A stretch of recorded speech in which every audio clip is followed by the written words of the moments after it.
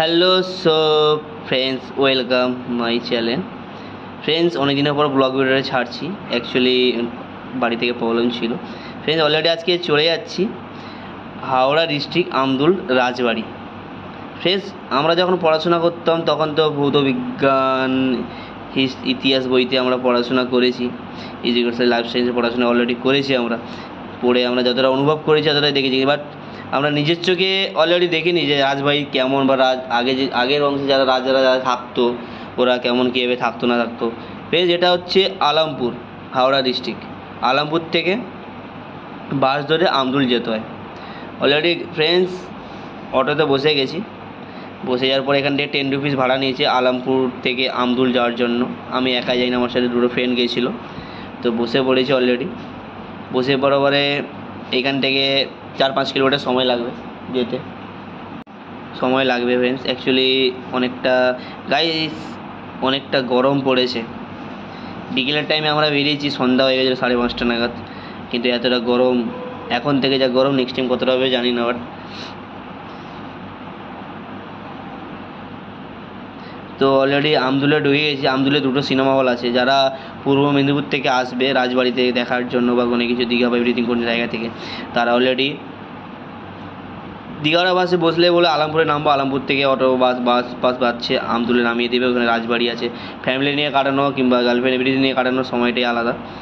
তো গাইজ, আমরা ফ্রেন্ডলি গেছিলাম, সময় কাটিয়ে এসেছি, খুবই ভালো লেগেছে। প্লাস আমরা যখন ছোটোবেলায় পড়াশোনা করেছি নিজের চোখে দেখলাম, কোম্পানিতে জব করতে এসে কলকাতা নিজের চোখে দেখলাম। So guys, I am so proud of, কেন কি গর্ব করি মায়ের প্রতি। মা, তুমি যদি মা যা জন্ম দিতে না, পৃথিবী আলো দেখাতে, মা আজকে এই জিনিসগুলো আমি অনুভব করতে পারতাম না। আই মিস ইউ মা, বাট আই লাভ ইউ।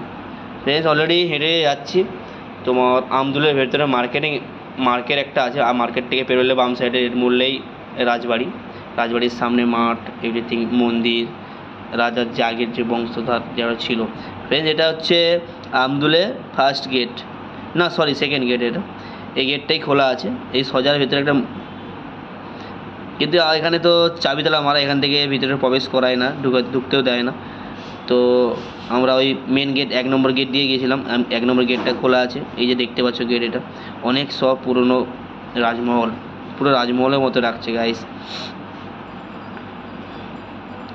তো এখানে অনেক ফুচকা এভরিথিং দোকান বসছে গাইস। একটা জিনিস নোটিস করো, কত প্রাচীরটা দেখো। অনেক এখানে রাজবাড়ির সামনে, মহলের সামনে যে মাঠটা, রাজা যে বসে সব করতো, মানে খেলাধুলা হচ্ছে। So I am so miss you ইয়ার। নিজের চোখে দেখলাম গাইজ, আমি নিজে খুব গর্ব করি। বাট আমি মায়ের জন্য জিনিসটা দেখতে পাচ্ছি, প্রাচীরে হাত পাওয়া যাবে না, বিশাল বড় গাইজ। যদি কখনো আপনাদের সময় কিংবা থাকে ফ্যামিলি নিয়ে কাটানো, হাওড়া ডিস্ট্রিক্টে যারা থাকে তারা অলরেডি জানে। যারা হাওড়া ডিস্ট্রিক্টে থাকে না, যারা আমার বাড়ি কন্টাই পূর্ব মেদিনীপুর, আমার বাড়ি অনেকটাই দূরে, অনেকেই জানে না, আমার ফ্যামিলির জন্য জিনিসটাও দেখে নেবে মা। গাইস, অনেকটা রাত হয়ে গেছে, সন্ধ্যার টাইমে ভিডিওটা করেছি, ভালোভাবে ক্লিয়ারভাবে আসেনি গাইস। নেক্সট টার্গেট ভেবেছি। তো গাইস, এটা রাজমহলের পাশে যে মন্দিরটা, এখানে শিব ঠাকুর বা সব ঠাকুরের মূর্তি আছে এখানে। ভিডিও করতে আমি লুকিয়ে ভিডিওটা করেছি। Okay bye guys, next time welcome, bye, good night.